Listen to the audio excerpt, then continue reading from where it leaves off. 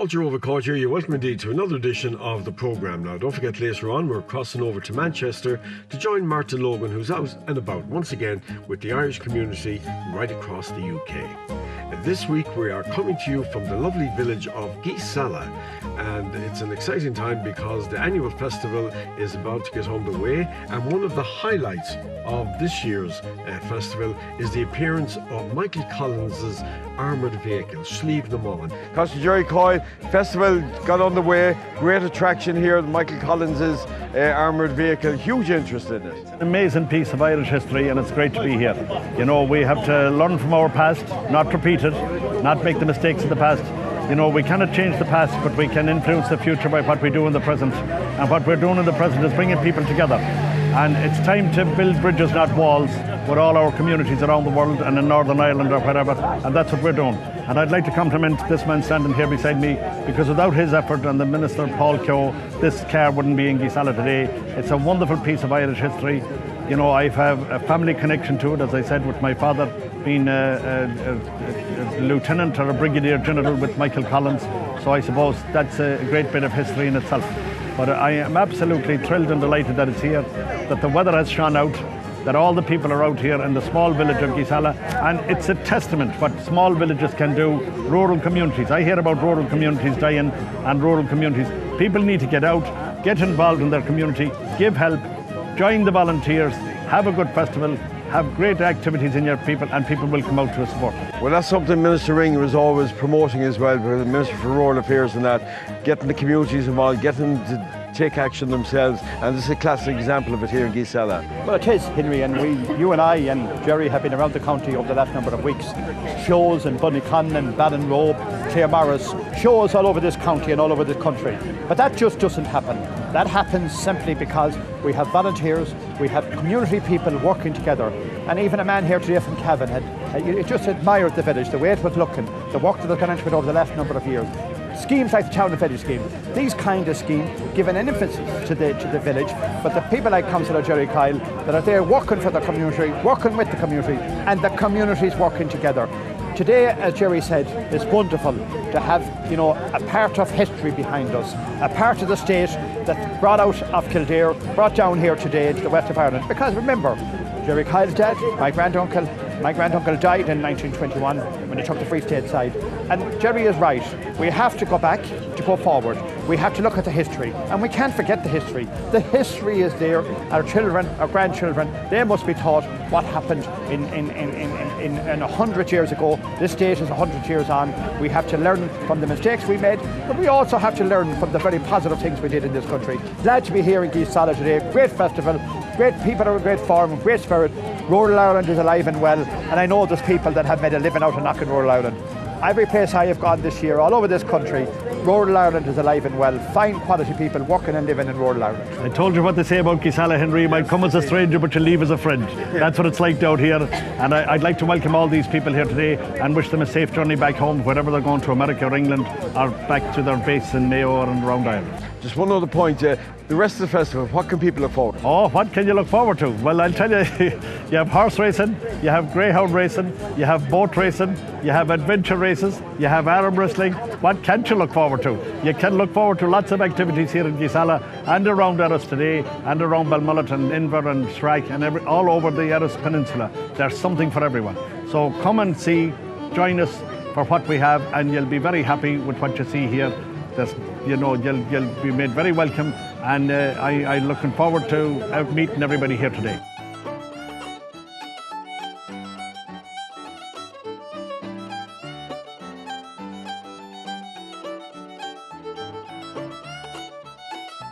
Well, I'm joined now by Sergeant Declan Downey, who's very part of the team that brings around the Slieve na Mán, Michael Collins's armoured plated vehicle. You're very welcome to Geesala. Thanks very much. Huge interest in this car, isn't there? Absolutely, yes, and it's typical of the type of reception we get, regardless of where we go anywhere in the country. We get a huge interest from everybody. How did you get your hands on this vehicle? This car was one of 13 bought from the British government in 1921 for around £2,000 each. and it has remained in possession of the Defence Forces since then, since 1920. And where's it held? It's normally kept during the week in the Military Museum in the Curragh in County Kildare. And do you take it out often? We'll take it out normally for state occasions, and the likes of the show here in Geesala, where we can bring the car to people who can't necessarily get the Curragh to see the car. So, tell me a little bit about the armoured vehicle itself. What kind of fuel does it use, engine-wise, all that sort of thing? The car itself is a Rolls-Royce Silver Ghost chassis, built by Rolls-Royce, of course, and fitted out with armour by the Vickers Arms Company. It's petrol engine. It doesn't require unleaded fuel because lead wasn't added to fuel around 1954. So when they took the lead out, it suited the engine. And in around 2010, the Defence Forces had a look at it and decided we'll refurbish this car because of the connections it has to General Mike Collins. And we spent about 18 months in total restoring the car, with the assistance of a guy from Northern Ireland who specialises in Rolls-Royce restoration, Mr. James Black. We kind of overseen the whole project, but we don't know how to work ourselves. And what would this vehicle be worth for? I suppose more historically, really, isn't it? Well, I suppose if you try and put a price on it, the only guide we have, because it's only one of two Rolls-Royce 1920 armour cars left in the world, the British Army have the other ones, and they insure theirs for £3 million sterling. Wow. So theirs would have been a run-of-the-mill armour car. Ours has a lot of historical parts to the estate. So the sky's the limit, I suppose. What's the most thing people ask you about the vehicle? The engine takes a lot of interest, but really what kind of happened and the connection to General Michael Collins is the popular question for most people.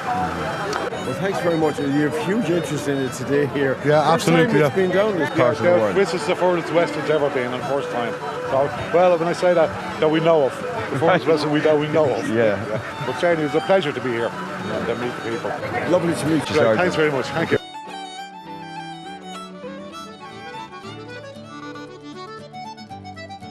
Well, we're joined by Frank Flannelly, and he's here with some real artefacts from rural Ireland many, many years ago. Right, Yes. What have you got here, Frank?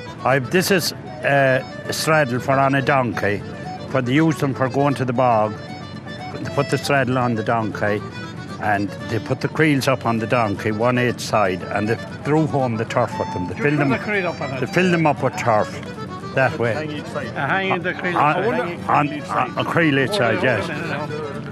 Yeah, the other one on there. That man knows it's Pembroke's. And do you know where you often saw them now? On picture postcards from my that's John right. Hyde pictures with the donkey. Do you remember that, Minister? Yeah. How many people here remember this? You remember it? Yeah. Michael, you're too young to remember. Well, when I used to go to the bog, I used to remember.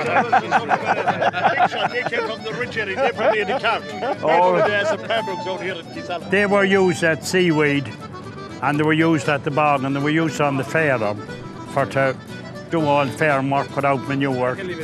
And all around the farm, they were all used, these And you crates. have other... I bought that in County Cavan. That's a real modern one. You know, very well made. That's very well made. And up You have another machine here as well. That'd be the eye saddle at this time. Like the iPhone. The iPhone, yeah.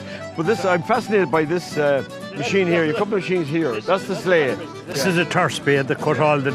Well, that's still in use, isn't it? No, it's gone, pegged away. Back then, Henry, there was smart people, not smart phones. Yeah. Every farmer, it cuts about... Yeah, and there's this down here as well. Now, this is where there'd be a big family in a house. They'd put down a big pot of spuds, and they'd team the spuds, and everyone would put in the hand to get out. Whoever was first got the biggest one, and that's how they had the dinner. That was put up on. And this here? This was the farm in Churton. The woman would be having the baby in her arms, and she'd be sitting down on her chair, and she'd be turning the butter like this. This was supposed to be just made after the famine. I don't know where it came from. I bought it at a sales one day, and it's quite good. There's no woodworm in it. I never used it, but I have it. Now, there's one other machine here. I know it's still in use. It's very old. It was a roller now. This roller would be about 100 years old. I bought it in a tie in County Kildare, It has its stamp on it. And the man told me, Eamon Owens, that it was over 100 years old. And this here, this is still in use, isn't it? This is your pride and joy. This is still able to work.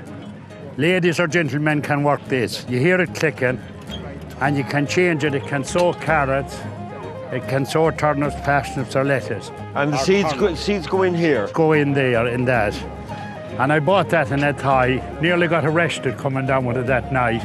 I bought 3 ploughs and a harrow, and I put them in a trailer, one tail. I left it, not a tie, sorry, Carlow. I bought it in Carlow, and I was about 6 miles outside Carlow when the blue lights went on and pulled me in. This is where are you going, and where'd you get this? You're heading for Geesala. I was heading for Eastkey in County Sligo. So the vanguard, they got out and she came over and she knew I hadn't it stolen, and it was when she chatted me in a minute. She ended up wanting to buy one, but with no says I come from Eastkey looking for it. So she gave you a few bits of ring, in case you didn't have enough. I didn't sell it to the vanguard. So there was a guy with her and they wanted me back to the barrack for tea. No says I'll be in Eastkey before the stay alive.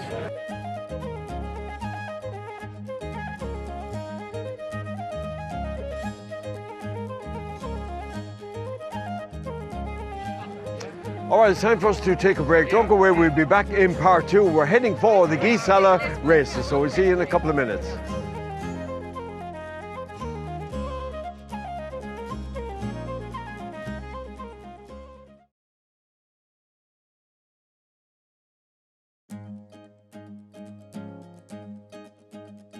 Fulcher, you're very welcome back to the programme. Well, we're here now on Dulac Strand for the annual Geesala races, one of the highlights of the festival, and attracts people from all over the country and indeed further afield. So let's enjoy some racing.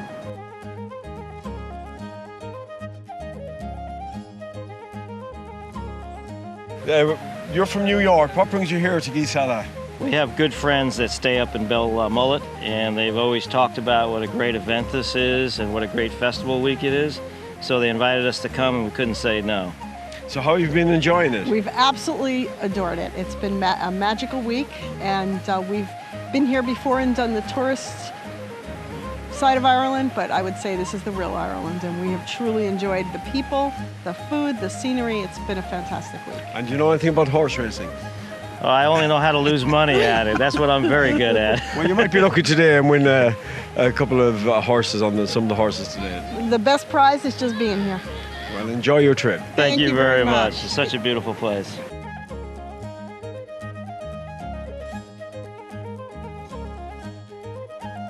John, you've been involved in the festival here since it started 24 years ago. 24 years ago in 1994 was our first festival, and we're going strong, getting bigger and better every year.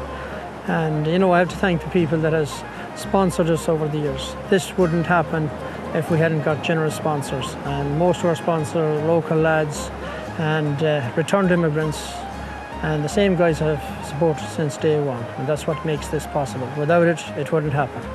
And also my good friend here, Tom, who provides the land, and David Donoghue, we have working hard up the back, getting the horses organised. Without them also, this wouldn't happen. Which is very important, getting the cooperation of the landowner. Pleasure to work with. And Tom, you enjoy the races as well? Oh yeah. Good man. Now, what's actually involved in preparing now, John, the races here on Geesala and Dulac? The first thing we have to check out every year is the tide, to get our time, what time we're going to start. And then we have to contact the racing board, the horse and pony racing board, and get permission from them. But we usually run the Sunday after Dingle, and Dingle runs after the bank holiday Monday in August. So we know our dates 12 months in advance. The only thing we're against is the tide, but today it's going to be a beautiful tide. Yeah, I saw you kind of laying a track there. Yeah, well, we just have to check the track to make sure everything is right. Sometimes the seaweed is washed up, and we just have to take the heavy seaweed out of it. If there's any lumps and bumps. Yeah. Now there's two types of racing, isn't there, John? There's the straight racing. Straight racing, some years we might have to have 75% of our races straight because of the tide. We can race straight at any stage for 1.5 miles. And when the tide goes out, then we're able to make the bends. We can do a 2-mile circuit, which is fantastic. As good as any race course in the world when the tide is out. And what do you call it? It's a fantastic straight to 1.5 mile straight. So and there are many races now, and what kind of people do you attract? Horse people? Well, a lot of these horses would be horses that wouldn't have made it on the racetrack. That'd be just marginal. Some of them would be probably good enough to race on the racetrack, but their owners would probably just make as much money and have as much enjoyment racing the circuit during the summer every year. And a lot of guys train the horses specifically for the Horse and Pony Association.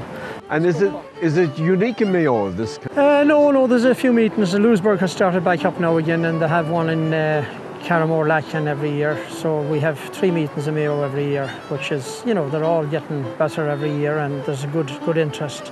But it's a fantastic place too for young jockeys. Some of the top jockeys in Ireland and England have raced here on Dulac Strand. And what makes the races here special for you now, say? Well, for me, as I said, it's an idea, and it's a day everybody in the community looks forward. For the visitors at the home too. Yeah. They all meet up and have the crack in the. Yeah, so it's over a few beverages, which is important. Yeah, so it's really a focal point for the immigrants to come back, and it's a place for them all to meet, and they meet their old schoolmates and whatever, and it's a sort of a weekend they come for every year. And you've been so lucky with the weather. So absolutely blessed. And yesterday was a terrible day here. Now we had a few bad days here too.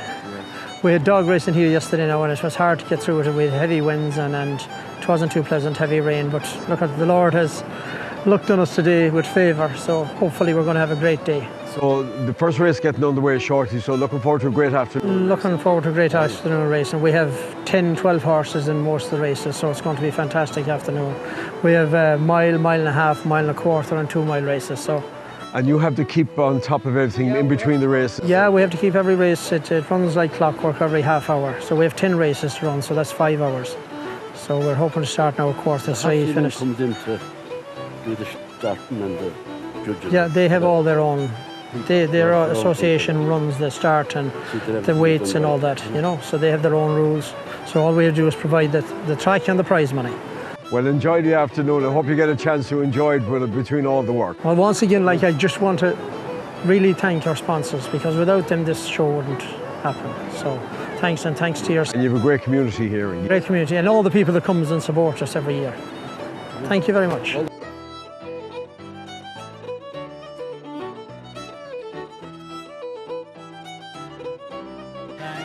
Lisa, what brings you to Belmullet? Well, I come to Belmullet regularly, but for the Dulac races I come most years, and I love it. It's something special. It is different. There's nothing like it. And I think it showcases the best of what we have here in Mayo. To see the racing on the beach, the festivities behind us, the best of food, entertainment, and the crack. It just has everything you could look for in a day out. And a lot of visitors here as well. Yeah, a lot of people would travel back actually that are from the area, from Geesala area, Belmullet area, will come home especially for the races. But it attracts visitors from all over the county and further afield. And if you're here, if you come and experience it, you will see why. It is just, there is something different about it. And everybody's walking around with a smile on their faces.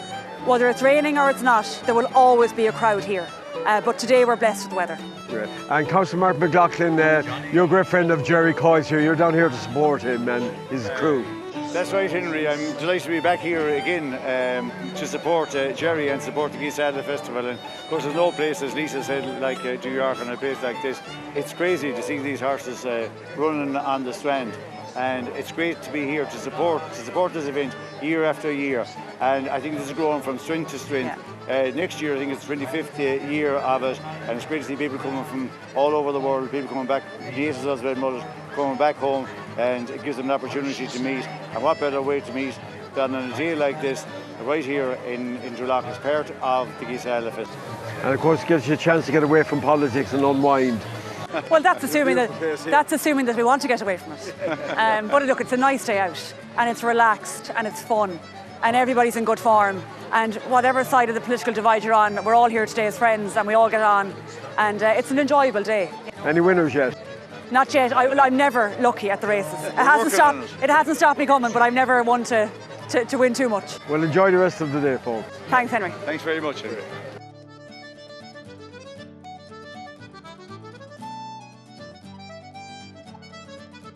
Where are you from?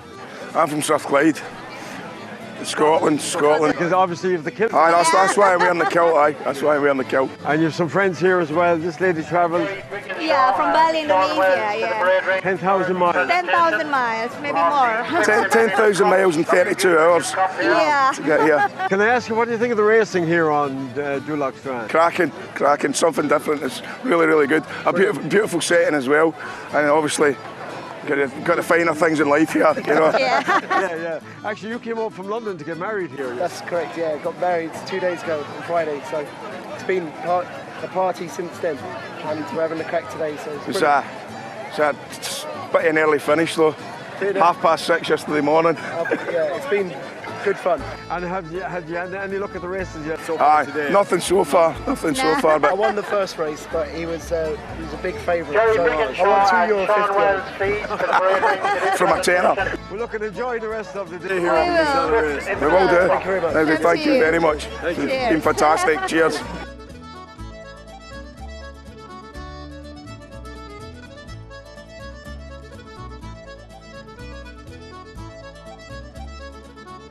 Jerry, we're coming near the close of another great festival here in Geesala. Happy the way the whole festival went this year? Unbelievable. When the final race is over, I'll relax. We don't want anybody to get hurted or injured or anything, and we're having a great time here. We've had lots of people out here on the beach again today. Here we are in the heart of the wild Atlantic Way. Where would you find it? Like, you know, the people come, there's people here from Argentina, Cyprus, Indonesia. You know, I can't believe it myself when they came up and we started introducing where the farthest away person was. Australia, they came from all over the world here today, and it's great to be here. And my friend JP Nallen was here as well from Fox Entertainment and Sky. You know, so it's great to have all them and have yourselves here promoting the area and promoting the county and promoting Mayo. Well, this is the 24th year of the Geesala races. Next year, the 25th. Any special plans for that, Jerry? Watch out for the big one next year. There'll be a big one next year for the 25th year. And please God, then there'll be loads of new volunteers. And myself and John will be able to take a back step and let them continue on with it. It has been a major success, but it wouldn't happen without the sponsors and without the people that have been so good to us. Right, okay. Jerry, before we leave, of course, big celebrations continue into the evening. And oh, that's right, and we have the Festival Queen in Geesala, and I'd like to wish our Festival Queen that's down in Kerry this week, Sarah Kate Mangan, won the Festival Queen here, and she's in the Rose of Tralee representing Dubai. So Sarah Kate, don't forget where you started off at the winner of the Geesala Festival a number of years ago. She's a fabulous young girl, and I wish her the very best of luck as she represents Mayo and Abu Dhabi, and I'd like to wish her the very best because she's a lovely, lovely young girl. And I'd like to thank all the people that has helped us down the years to be here, and looking forward to their continued support into the future. And please God, we'll see you back here again for the next best dressed lady and best dressed gentleman here on the beach in Dula. Well, we've had a fantastic day here at the Geesala Festival, and particularly the racing here on Dulac Strand. It's a wonderful event, and if you haven't been, I would encourage you to come here next year during the festival. Well, that's all we've time for. Don't forget, coming up after the break, we're crossing over to Manchester to join Martin Logan once again. And I look forward to your company next week at the same time. So until then, slán go fóill.